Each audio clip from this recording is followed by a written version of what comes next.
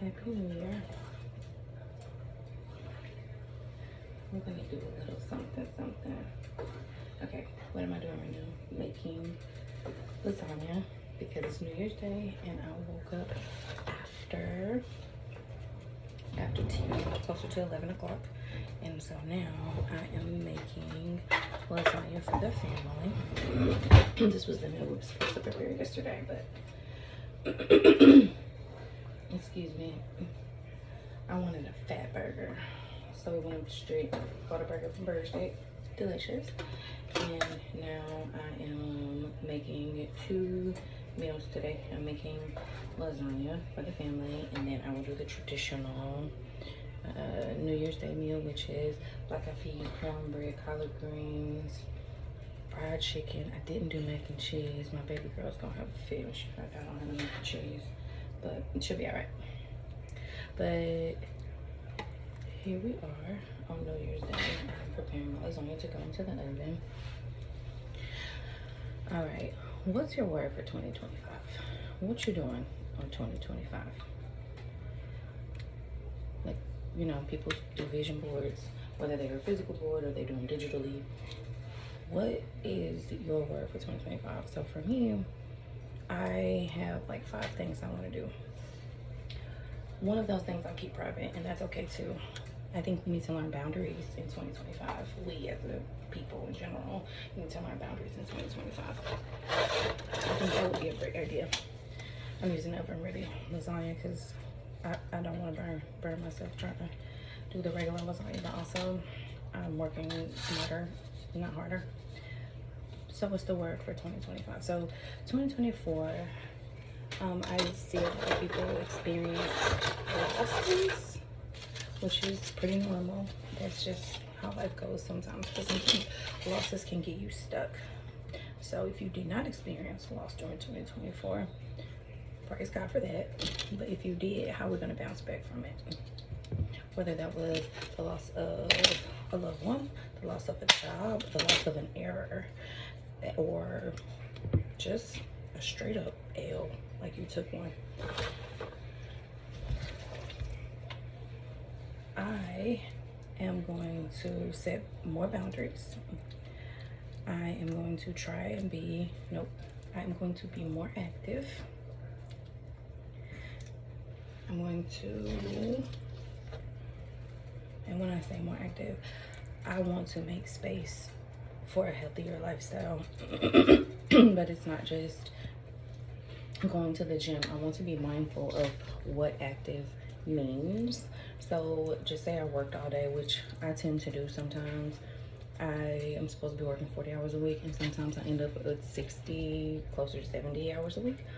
And so I'll use that as my way of like, oh, well, I didn't have a chance to get to the gym because I was at work so long and all of the other things. But you guys all know that there are 24-hour gyms, and there are things called lunch breaks or breaks in general, where you can just leave and do what you need to do to be active. So how am I going to eliminate excuses? Well, if I get home and I typically come in and I start dinner or something like that, well, when I get home, my plan, if I have not done anything from the moment I've woken up, because y'all, I love the bed. It's like, I just love the bed. Something about it. The sheets and art are like this. It's just amazing. But if I haven't had an opportunity to work out that day, then either before I prepare a meal or before I get in the shower, I will take a walk outside, out in nature. I will do something. So that's my thing for 2025. I want to get healthy, and I want to eliminate excuses with getting active. I want to eliminate excuses with not doing it. That's number 1. Number 2 is setting boundaries. I talked a little bit about that earlier, setting boundaries. What does that mean? That means allowing yourself the freedom to say no and not being guilty. Because a lot of us will set boundaries and we'll mean it wholeheartedly when we're not going to do something.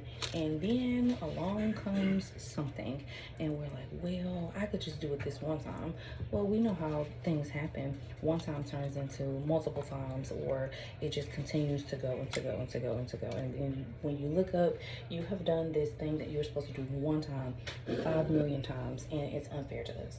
So no, not doing that. Set boundaries. But also detach the guilt from setting your boundaries. Yeah, I think that's gonna fit. Yep, it is. I love cooking and creating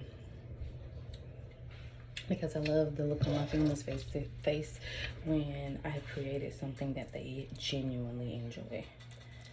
You know, when I first started cooking, I really didn't have a model, right? My mom worked really long hours, and then I lived with my sister for a little bit, and she had her own family. So for her, I think she had the same attitude as me. I have not confirmed. She had the same attitude as me when she wanted to create meals for her family. So like me getting an opportunity in the kitchen was like really rare. So I pretty much taught myself how to cook based on like remembering what was happening in kitchens when I was younger amongst the matriarch of the family and being with my mom and different things like that. And the Lord, literally the Lord taught me how to cook. I'd be in the kitchen like, Jesus, does this go with this? And should I keep this on? And y'all, I do a lot of things from scratch, but I also follow recipes. There's no shame in following a recipe. I think the shame is wasting groceries because food is high. Unless, you know, you're on a different kind of tax bracket. But as for me and mine, food is high and we're not playing them games. But where was I? Y'all got me distracted. So I am being more active and eliminating excuses. I am setting boundaries and not feeling guilty when I tell someone no because my time is valuable. Number 3, I want to spend more time with my family. My kitchen is an open space. It's not a space where I just tell people they can't come into. I actually invite my family to come in here, even though no one's in here now. My baby girl might show up in a minute just because she wants to learn how to cook, or she just likes to be around, so she might show up later. But I want to spend more time with my family, and sometimes, well, not all the time, spending time with your family is not going to look like, oh, we're going to go to the movies, or we're going to go out to dinner, or we're going to go to the skating rink. Sometimes spending time with your family is doing mundane things such as folding laundry. Parents, caregivers, there's no reason for you to overwork yourself with doing all of the tasks of the household when you are not a household of one. It is okay to teach your children how to do it, but also it is okay to release control. Just because you want your towels folded a specific way, you want to fold them in 3s and your kids want to fold them in 4s, doesn't mean that they can't do it. They're just not doing it the way that you want them to, which ultimately will make them leave and not want to do it at all. So sometimes releasing a little bit of control, like, oh, it's not as neat as I like it. You can show them how you want to do it, and they can do their best to try and do it that way. But you're also going to lose them because of your perfection and your control. So if those towels are not folded correctly or the way that you want them folded, okay, and you're gonna end up folding them all by yourself and be sitting on the couch or in the laundry room or wherever space that you do the laundry all alone because you wanted them to be folded a certain way. Not worth it. So that's one of the things I want to do, is I want to spend more time with family, and I want to be cognizant of spending more time with family. So if that means being in the kitchen and I'm overwhelmed, sometimes I will tell them, like, okay, you guys, I really just need to do this by myself because I need to be in the right space, and they don't deserve my attitude because they didn't do it. But even if they did do it, they still deserve my words to know, like, hey, mom is, I just need a minute. Okay, I think that's gonna be the last layer of this lasagna. Yeah, it's getting kind of full. So I'm going to be more active and eliminate excuses.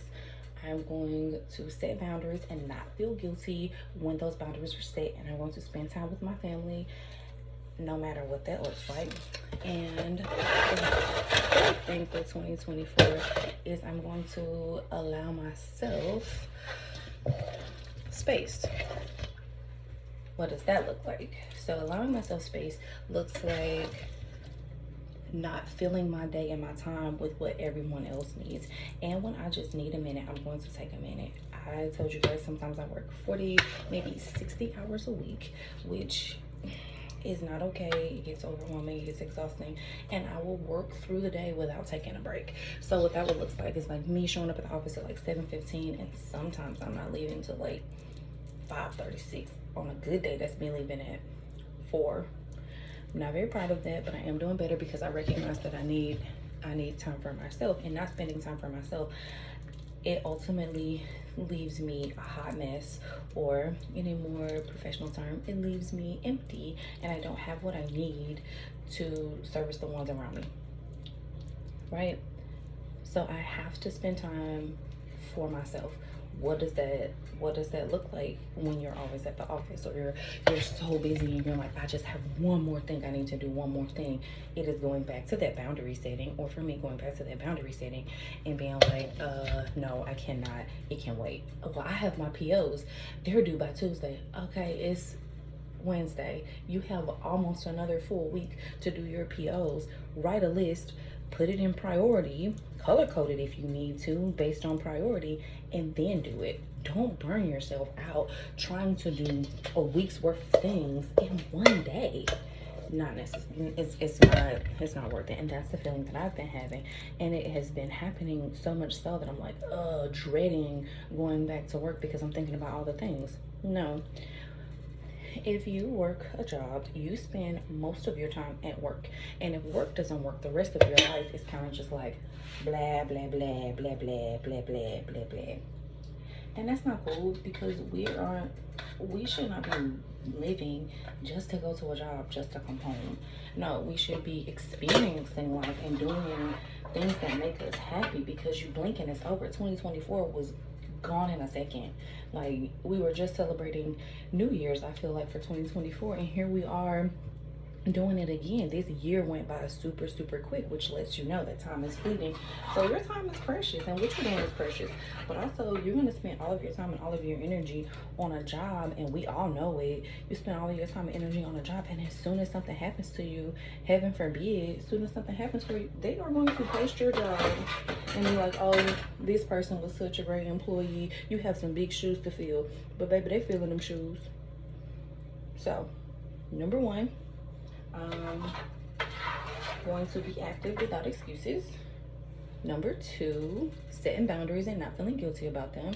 Number 3, spending time with family. Number 4, I'm going to take time for myself.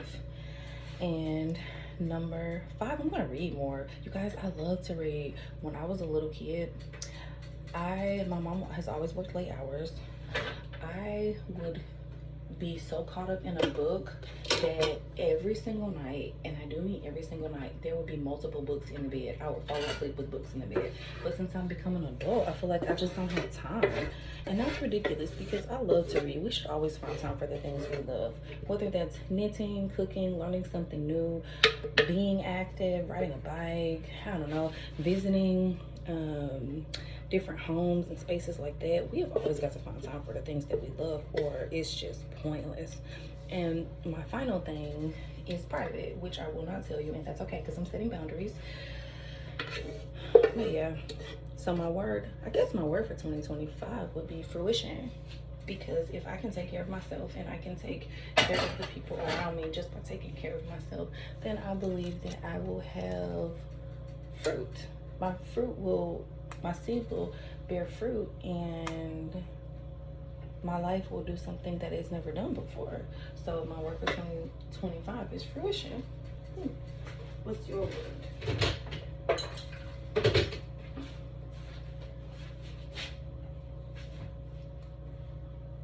I'm done my lasagna, but I just touched the trash. So I'm gonna wash my hands. And while I'm washing my hands, I'm still thinking about if it was something like this, a little something. My water was too hot. Okay. So the word for 2025 is fruition. The things to do better. You can call it a resolution or not. The things to do better is setting boundaries and not feeling guilty about it, being active, eliminating excuses, spending time with family. Doesn't always have to be experiencing something or doing something outside of the home. It can be mundane things such as cooking or doing the laundry. Having time for yourself, because we know empty vessels cannot pour. And did I get them all? Probably forgot them. But that is my plan. What is your plan?